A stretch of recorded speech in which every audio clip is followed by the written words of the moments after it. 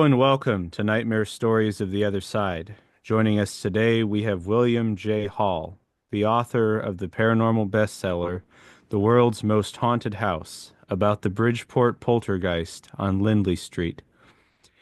He has also authored the new photo and archive book on the case, The Haunted House Diaries and Phantom Messages. Bill has experience as a performance magician and is an experienced researcher of the unexplained.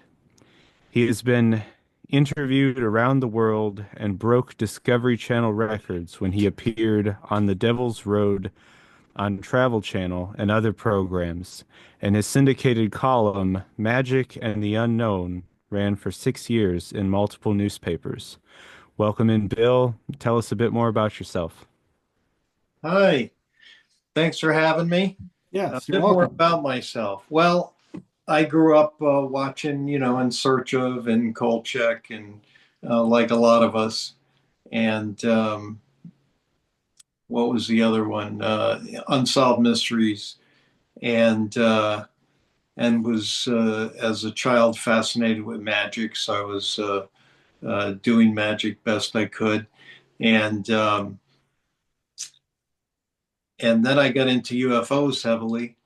I was into sending for documents and interlibrary loan to get the newspaper articles because I would read the books and I'd see the documents and I'm like, wow, is this true? And I'd figure, well, let me order the document myself. So that got me into UFOs. And of course, I was always fascinated uh, with those kinds of things. So I don't know if that's what you're looking for, but that's a little bit more about me. Yeah, that's perfect. So while it's fresh in my mind, we had chatted about this earlier about your magician status and how did you get into that? And you said you're not quite ready for that, but just kind of curious about that. Oh, sure, sure. Um, yeah, well, as a child, I saw a magician and just decided I wanted to do that, and that's how I got started. And then I just spent all my money on it, so it kept me away from heavy drugs because I was spending all my money on magic, paper route money, and everything. I saved up and bought my first ventriloquist dummy. I remember it was it took me a lot of paper route money to save up. I think it was about 60 something dollars back in the 80s. So that it was a lot of money. But yeah, that's how I got into magic. And then I became a member of Society of American Magicians Psychic Investigation Committee, although all we had were frauds, basically. So not much going on there. So um, I think that's what happens when people come to you, not as far as private citizens or something in the case of like a problem in the home or something, but in the case of psychic abilities, when they come to you, it was kind of a setup for disaster anyway, unfortunately. Okay.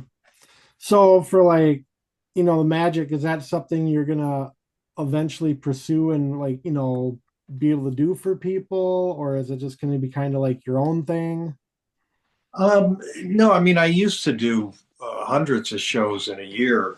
Um, Now I'm picking out a few. I figured it might be fun to do a few when I lecture, that kind of thing. Um, or interview with video if I'm sorry, I'm not prepared, but No, yeah, totally understand that.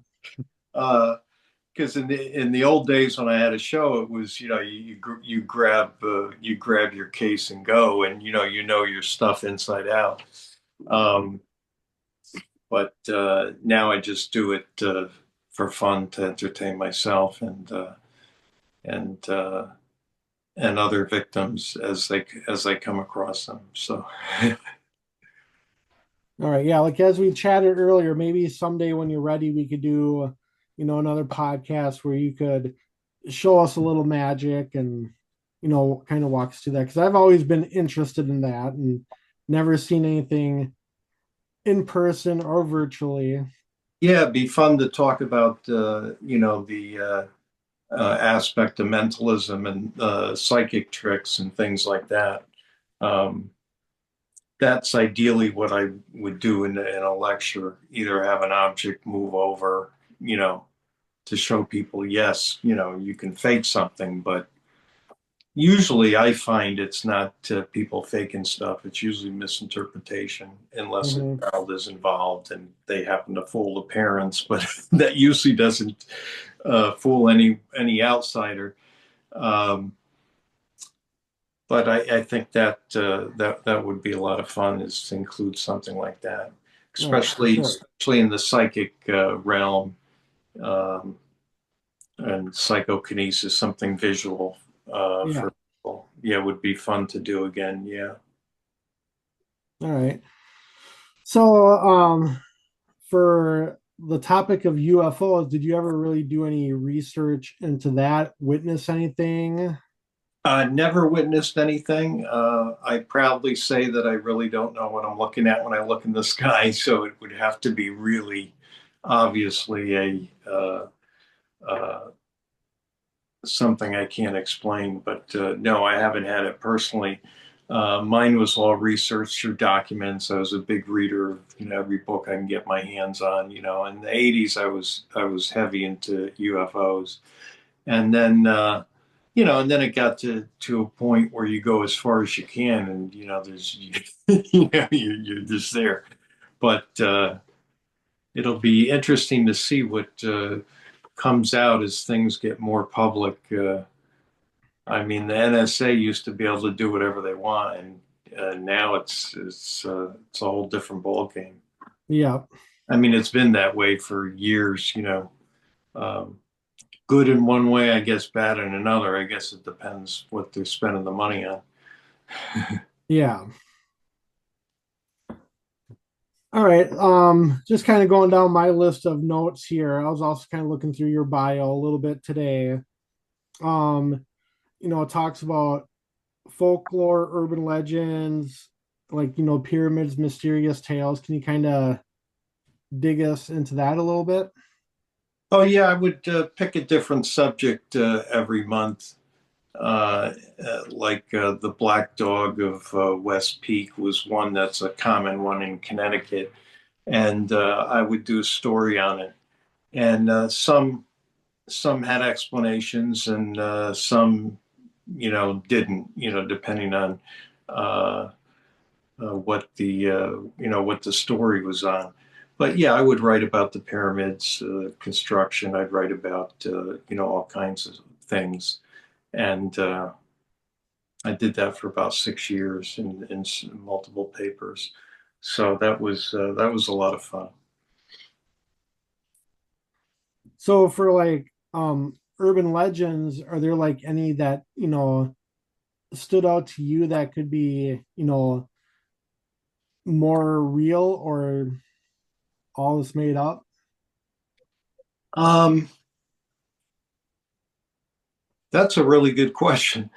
There's one I swore was real until I had the opportunity to look at the original Connecticut Quarterly newspaper. It was the Black Dog of West Peak, and it's quite a tale. It's if you see the dog once, it's for a happy time. Twice, it's a sad time, and the third time, you'll die. And the dog leaves no footprints in the snow, barks but makes no sound, and basically just all of a sudden vanishes, and all of a sudden you see him there, that kind of thing. And the story about it was published in Connecticut Quarterly, an old magazine newspaper, and it had in it um, the story of a geologist. It's supposed to be a journal that's released telling the story of a guy, and he ends up dying in the exact same place as the other person, his friend. And one saw the dog for the second time, so his friend died. That was a sad time for him. And the third time he saw the black dog on top of the peak was and they were geologists, so they were, going for stones and stuff. He died. Well, the key to it now, if you look up the people, they were real people. So the people in the story were real people. The guy picked in was a real geologist. You know what I mean? So you could do a little bit of research and you'd come up with those things as facts. But if you looked in the table of contents of the Connecticut Quarterly, it said The Black Dog, a story. So it was like the Reader's Digest. It would have some things that were true in there. It would have some things that were fiction. And this was a fictional story that really nobody paid much attention to till somebody years later read it and said, "Oh my God, this is amazing."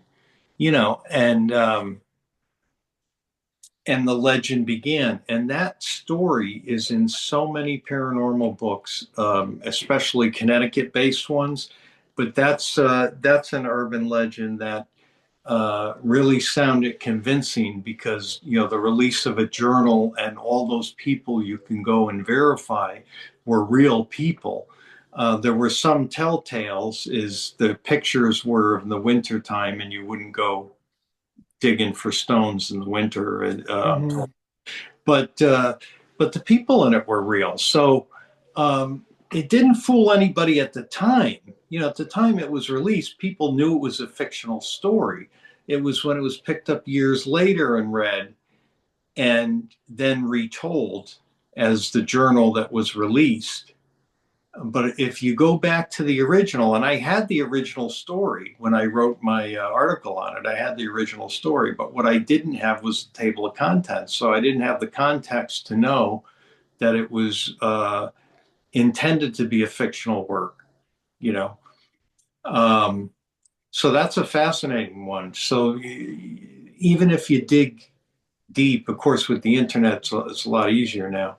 But digging deep into these things is so important because context is everything. So that's an example of uh, someone who didn't spread a false rumor intentionally or anything, but people would rediscovered it and misinterpreted it because they didn't know the context of it. They didn't have the table of contents. They didn't know it was like the Reader's Digest. It didn't fool anybody at the time. Yeah.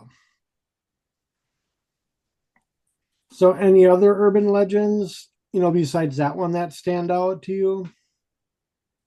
Urban legends. Well, I would say aliens building the pyramids is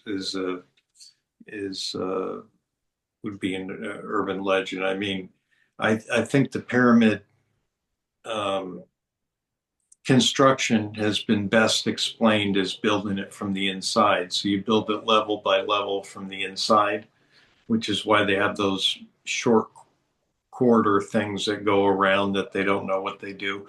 Yeah, though they build it from the inside and they go around and I think it was an architect that that studied it and uncovered that. Now, who's to say he's 100% right? But that would be an example of something that I think is disproven enough where we can say it's not that. Now, its location and the fact that where it stands in the Earth equator and those kinds of things are fascinating. And the why is fascinating too, because we know that the original ones weren't burial grounds by any means. Um, so there's a lot of mystery around them still, of course. But I'm trying to think of other urban. I mean, we have a lot locally. Um, you know, people being called witches and all sorts of things. Um, the intelligent animals is fascinating, and some of them are hard to explain, and some of them are magic tricks. But like over history, we've had the learned pig, the smart dog, and these were animals that were able to answer questions and do math and those kinds of things. And And the learned pig is a case of a pig being taught. In fact, I think I've got a booklet on it in back here. But those things, those old carnival things, are fascinating. All right. Well, let's kind of jump in here into the Discovery and the Devil's Road project. Can you tell us a little bit about that? Oh yes, they wanted to do a segment on Lindley Street, and so we did a segment on Lindley Street and had some of the audio interview snippets used to make the segment, come alive. And they also found some TV footage too, which of the press reporting it at the time when there was media attention nationwide about it. Um, so that was a neat project to really get the case out there. So, can you tell us about the case and that leads into your book? Because until I came across you, what was it, a month or so ago, I'd never heard of it before. So that was like something totally new to me. I know, shame on you. No, that's great. I'm glad. No, I love it when somebody discovers it for the first time. That's always great. But yeah, I think of it as the Roswell of haunted houses because this was just such a public, well witnessed, documented poltergeist case, or as far as any paranormal case, probably the most well documented within, I don't know, 100 years or so. But what happened was this family panics at all these things happening in the sun. There's just this explosion of activity with these heavy 1970 recliners opening and closing by themselves, TV floating, one knocking down on the mother's foot, refrigerator floating and moving, just all sorts of things happening. And they call in panic to the neighbors, and there's an off-duty police officer goes in and he sees this stuff happening with his own eyes, and he's off duty, he calls for backup, he doesn't know what to do, and they send police. The police come. Police don't know what to do. They call the fire department. The fire department comes. They don't know what to do. Meanwhile, of course, people are forming and forming and forming, and this becomes a crowd of over 2,000 people. The next day, they had to shut the whole street down. Um, so that's of course, we'll get into it deeper, but it becomes a very, very public case until they finally announce it was a hoax, and of course that's after the police officers already spoke up and firefighters and everybody else. But they called it a hoax to get everybody to go home and get away from there so they get their city back. But yeah, there's a very highly publicized poltergeist case from 1974 is when it became um, big news, November 1974. So, So in kind of your what estimation, was it a hoax? No, no, not at all. No, something definitely unexplainable happened there. Um, the over 40 hours of witness interviews that I listened to, um, and you didn't have people there on the interviews going, oh my God, it was a ghost. No, I mean, some of them didn't know what it was, um, or had no opinion as to what it was. It wasn't obviously, people didn't yell demon or whatever. And of course, wasn't that popular in the 70s anyhow. And a little bit with The Exorcist coming out around that time, but other than that, um, these people were. You could tell, I mean, there was multiple people telling the same stories. So some of these events were witnessed by 10, 11 people, and each of those people were interviewed separately. And it was one of the first times we were able to corroborate that kind of evidence between people, and having an incident sheet on each incident for each person. Where were you, Bill, and where were you, and all of it was documented. So we had the audio plus we had the incident sheets from it, and that's on the basis which I wrote the book. So just kind of looking through the timeline, um, so basically it kind of started back in 1971 from what I'm reading. Yes, with pounding sounds on the insides and outsides of the walls, and the pounding sounds would even follow the family room to room, depending what room they were in. And Jerry, the father of the house, it was Jerry, Laura, the mother, and Marcy, the adopted girl. And she was close to, well, at that time, she would have been 10, 9, 8, about 7, 8 years old when these pounding sounds were going on. And Jerry had called the police. They called the city people in. They tried to figure out what the pounding sounds were. Nobody knew.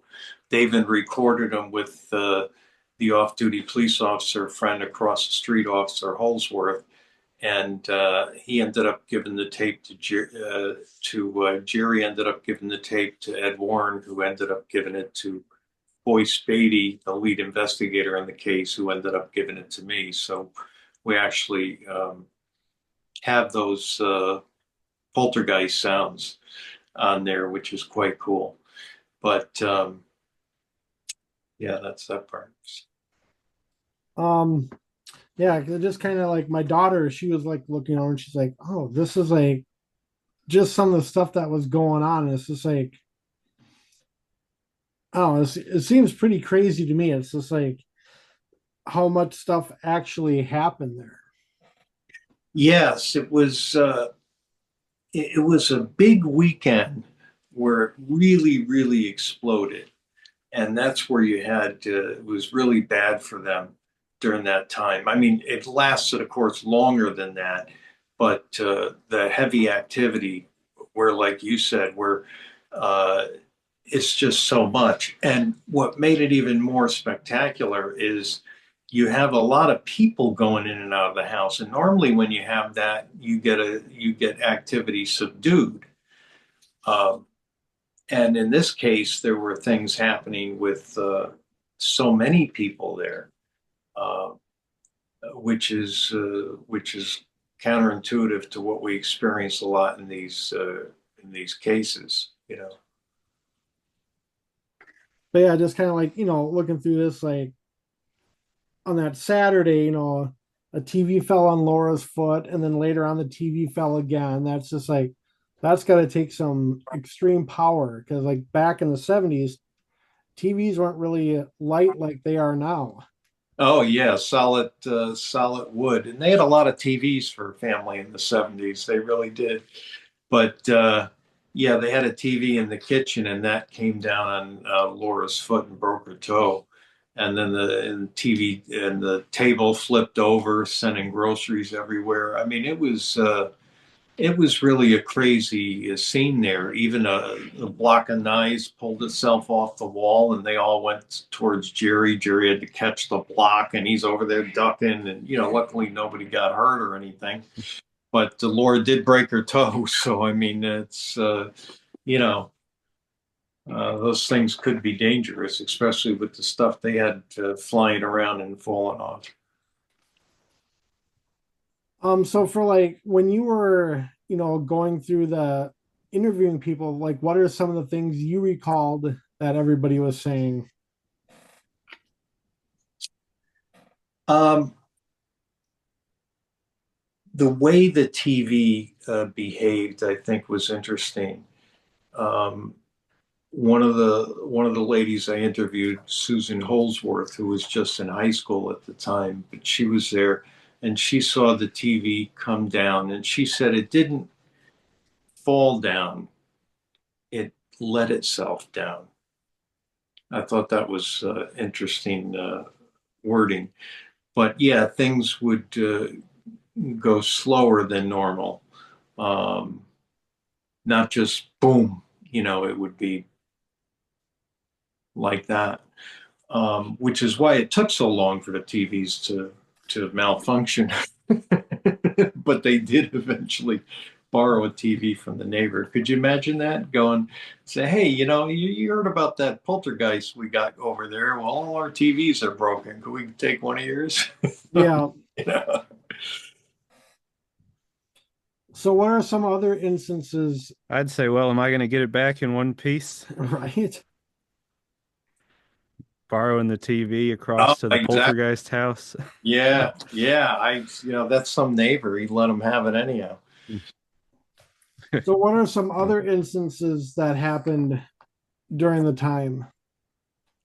Well, I think the most severe were one time where these entities, as Paulino had described, he was a young seminary student at the time during the case, as he described these four gauzy-like figures came out and he put Marcy behind him to protect her, and they ended up. He put his hand out, and he felt what he described to me as bone structure, and that kind of changed his whole way of thinking about the paranormal. Um, and these things got around him and picked up Marcy and threw her across the room. So that was a very severe time. There was another time that Marcy was picked up and thrown across the room, and there was close to a dozen witnesses that saw that happen, including police officers. Um, so I would say the incidents involving Marcy were some of the most severe. One of the ones that really sticks out in my mind is when they came, because it was Christmas time, and Jerry had put the tree into cement bucket because he didn't want the tree to go over, and he wired it to the wall. He was trying everything. It did come down anyhow, but when they came home one time, all the ornaments were off of the tree and in a pile below the tree. So, I mean, I think that would have been as freaky as when they described it. But Now for like the Warrens being involved, like how involved were they in this whole case? they were called in by a lady, Mary Pascarella, who knew them and called Ed and Lorraine and said, there's a real bad poltergeist case down here.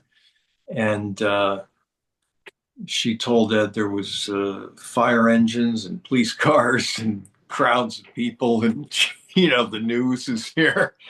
And then he's like, "What's going on?" So that's how they came down to get involved. Um, I know they're controversial. In this case, I can speak and say that they did a pretty good job overall.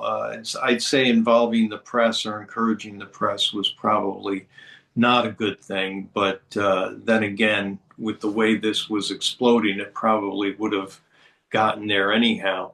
Um, and Ed saw this as a chance to prove to people that the paranormal is real, because this looked like the case that was going to do it based on what all the firemen and police officers and everyone is saying.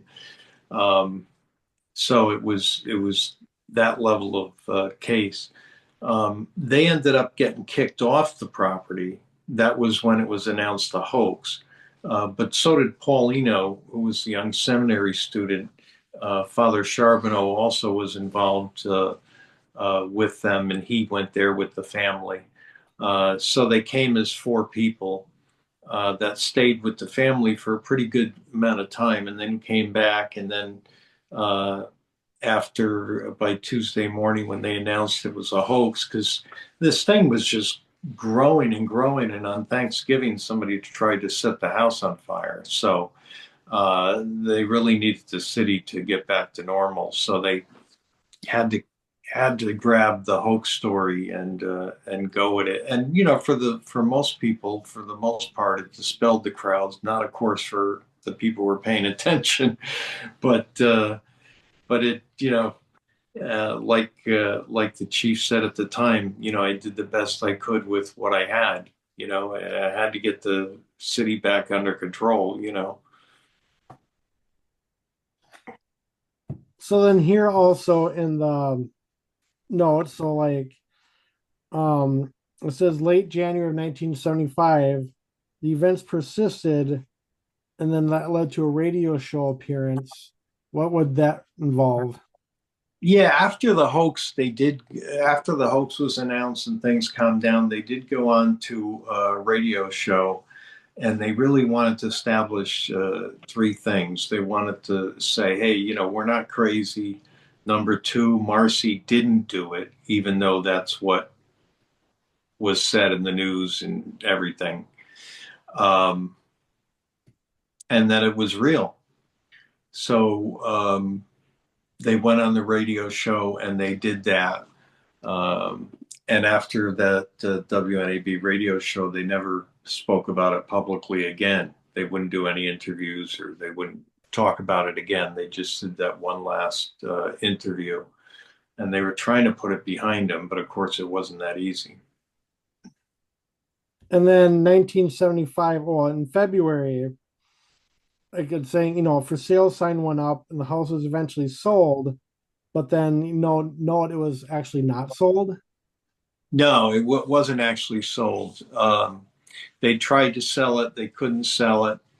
Um, for obvious reasons. Plus, they probably wanted too much money for it. And then on top of it, who would want to buy the house with that history? Um, Even if you didn't believe in the haunting, you certainly would have people that coming to take pictures and all sorts of things. But yeah, they never were able to sell the house, so they stayed in that house. So did they ever, really figure out, where the cause of the poltergeist came from or anything like that? Well, it was a pretty classic case of the child being extremely frustrated inside. Um, Marcy was adopted when she was, I think, 4.5, and she was very shy. She didn't fit in because of her more olive toned skin. And so she didn't fit in with the people in the neighborhood. She was very shy and introverted. The mother was smothering her and very babying of her, walking her to school, not letting her go see friends by herself, because they had a little son who ended up dying at age 6. So that led to the overprotectiveness of Marcy. And then Marcy was picked on at school. She was in a public school at the time. She was picked on. And then after about a year of being picked on, she ended up with a boy beating her up in the cafeteria. And she was stuck at home for about 6 weeks with a full body brace and homeschooled, stuck in that small environment with the mother, who she didn't get along well with. And so it was after that that all this activity really exploded.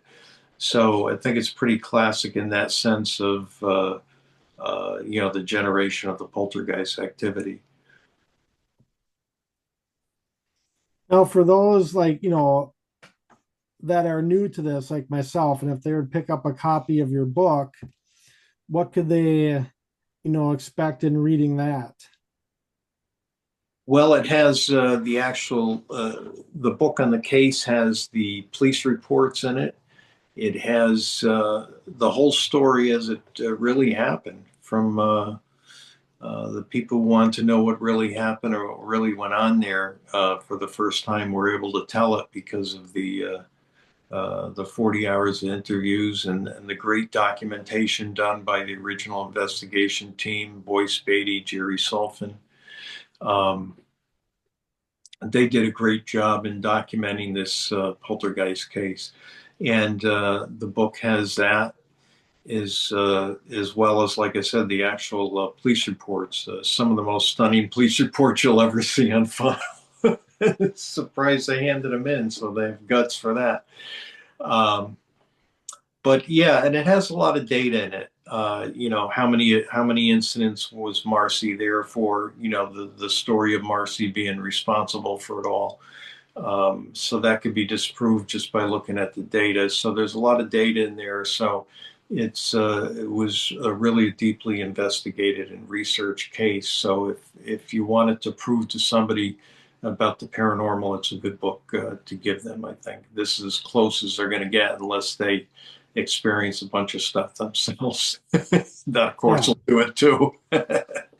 But no, it looks like a great book. It's like I haven't really had a chance to read too much. I've kind of skimmed through it, and it's just like what I've kind of read is just like, you know, it's already like sucked me in where it's like I can't wait to actually sit down and read the whole thing from cover to cover. Oh, thank you, thank you. I appreciate that.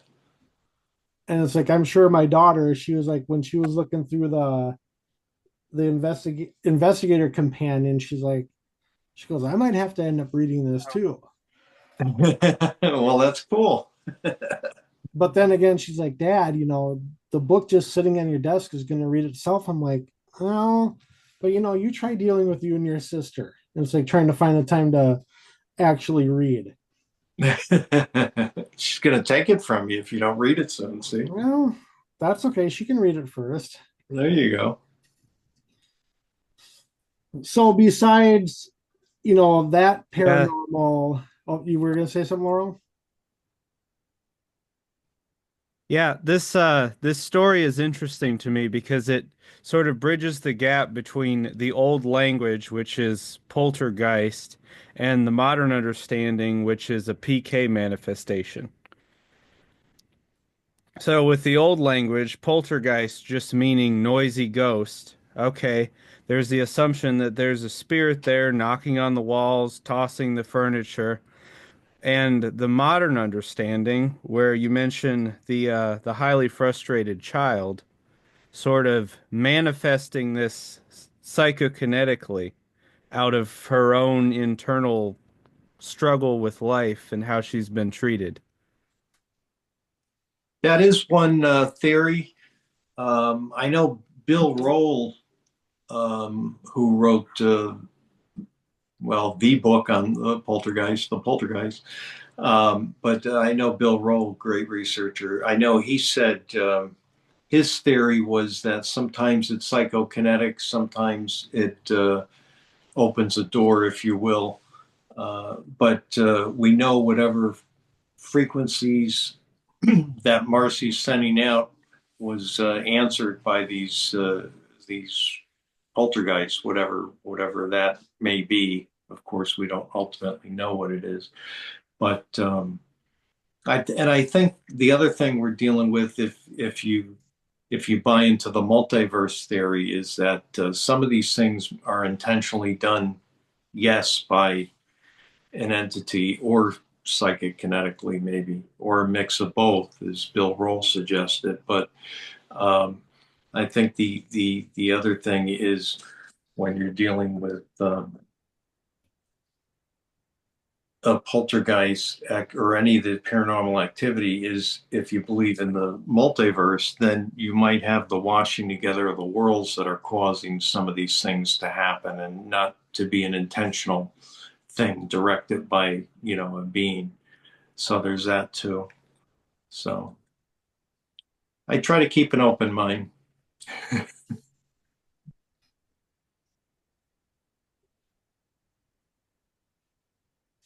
So, besides this paranormal activity, has there been anything else in your life that you've come across or experienced? Well, my second book was actual investigation, The Haunted House Diaries, and that involved a quite active flap area here in Connecticut, and one house in particular where the lady of the house kept a diary of all the events that happened in that house. And come to find out, there's a lot of haunted houses in that area. It seems to be a UFO activity too. It seems to be a real active hotbed of paranormal activity. So that really was something. So I highly recommend that book too. What's the title of that book? Can you? Haunted House, The Haunted House Diaries. Okay. And can you tell us a little bit more about like what was going on at that house? Well, at that house, there were all kinds of things from strange. They had phone calls and messages, dinner plate exploding, um, lots of voices, uh, sometimes like a bowling ball, banging, lots of banging sounds. I know we slept over there. There was tons of banging sounds, but nothing was disturbed in the kitchen. But I thought there was going to be just an enormous mess when I went in there. Um, like shadow figures captured, and of course, lots of drained batteries. um, that's one of the signs if you rule out everything else.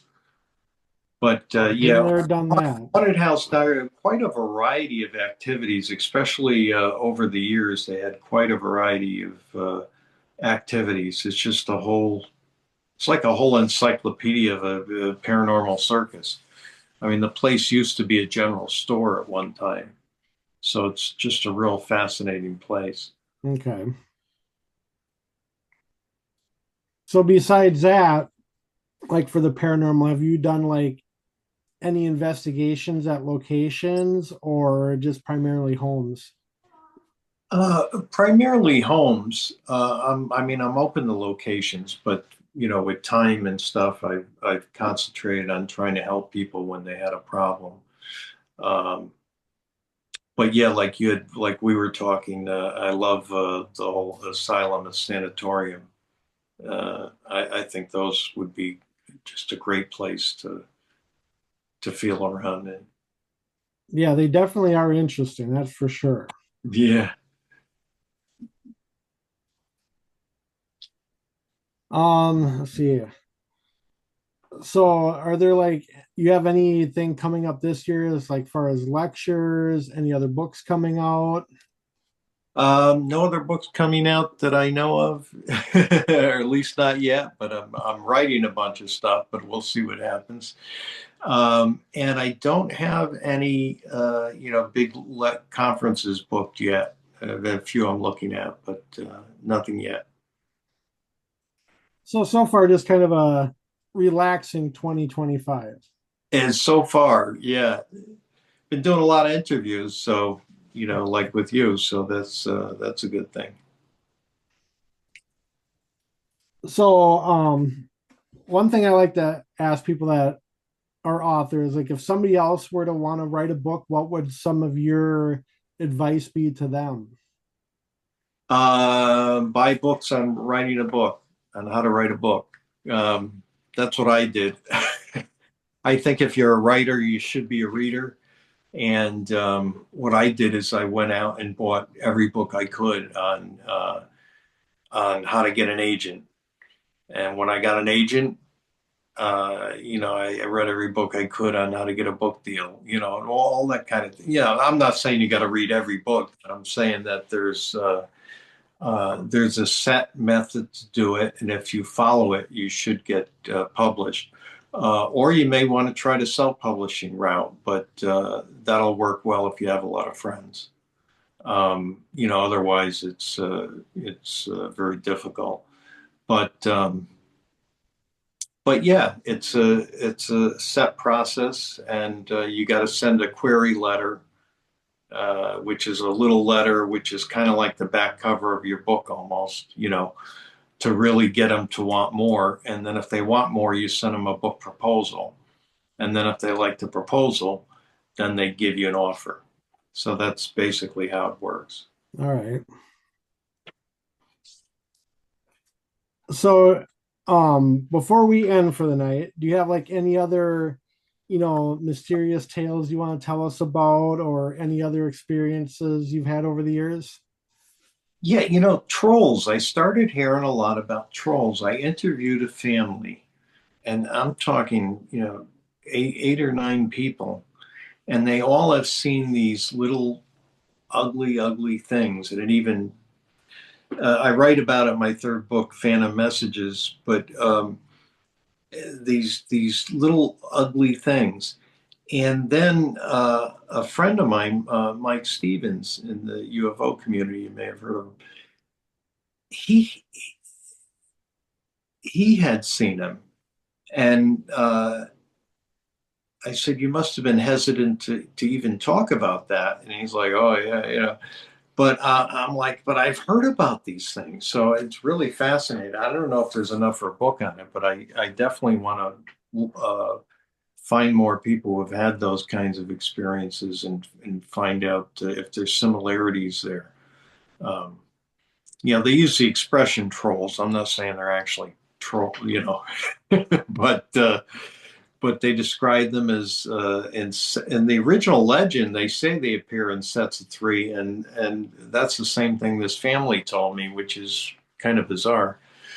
But so that's a freaky thing that I'd like to go more into. I don't know how I got on trolls, but It is what it is. exactly, yeah. So, any other like mythical creatures like out in the Connecticut area? Mythical creatures, Connecticut area. Well, there's a what they call a little fairy village, which actually was a scenery that was developed for a little train that used to go through the woods and through the area. And of course, the train's no longer there. Nothing's there except for these little buildings. And the legend started about it being a fairy village. So that's a cool legend. And there's a legend about if you sit on the throne or whatever, which is really tiny, you have good luck or something. Um, so yeah, I don't know if it's been destroyed, but it's been there for many years, where you can go in the woods and see the little buildings and stuff, and yeah, some people still believe it's some sort of something to it, but it's just scenery from an old ride. Hmm. All right. Anything else you'd like to share on any subjects we covered tonight? Uh, yeah, if you want to pick up a personally signed book, you can go to halloftheparanormal.com. That's HALL of the paranormal.com. Look under books, and I'd love to get you any of the signed books, including if you don't have the case, then you'll want to get the original, or you may want to get the guide with it. But um, hopefully, you enjoy them. All right. Well, I will turn it over to Laurel and he kind of wraps us up. Yeah, so that actually segues into how we end every episode, which is to give you an opportunity to point people where you want them to look. Usual things people point others to is like their social media sites. Of course, we'll link that website in there, but anywhere you want them to look. Well, I do have a Facebook page, The World's Most Haunted House, and you're more than welcome, of course, encouraged to follow me there. And then, like I said, halloftheparanormal.com. Thank you for putting the link. But yeah, I'd love to sign a book and include some extras for you and ship them out. All right. Well, I think that is all we have. Thanks for joining us. All Yes. right. Thanks for having me. Yes. And hopefully soon we can do something with a podcast and magic and whatever else we come across. All right. Thank you. All right. You have a great night and we'll be in touch. All right. You All too. right. Yep. Bye. Bye. All right, everyone. Thank you again for tuning in to another episode of Nightmare Stories of the Other Side. I just want to take a few moments here to talk about a great find I recently came across. It's a book called The World's Most Haunted House: The True Story of the Bridgeport Poltergeist on Lindy Street by the author William J. Hall. This is definitely a great read and an interesting book and story. I was lucky enough to get a copy of this book from William recently. And also, there is a companion guide photo and archives that you can also get. These, just the information in the companion in this book are truly amazing. and terrifying at the same time. If you would like to go and grab a copy of these books, jump over to www.bridgeportpoltergeist.com where you can order the books from William. And also, if you want to check it out on Facebook, go to The World's Most Haunted House, the true story of the Bridgeport Poltergeist on Lindy Street, where you can get information from him, reach out to him through Facebook Messenger, or even shoot him an email. So definitely a great find and a read that I recommend to everyone. So until the next time, this is Matt, and we hope you keep tuning into Nightmare Stories of the Other Side. And take care, everyone. This has been Nightmare Stories of the Other Side, a production of Nightmare Explorers.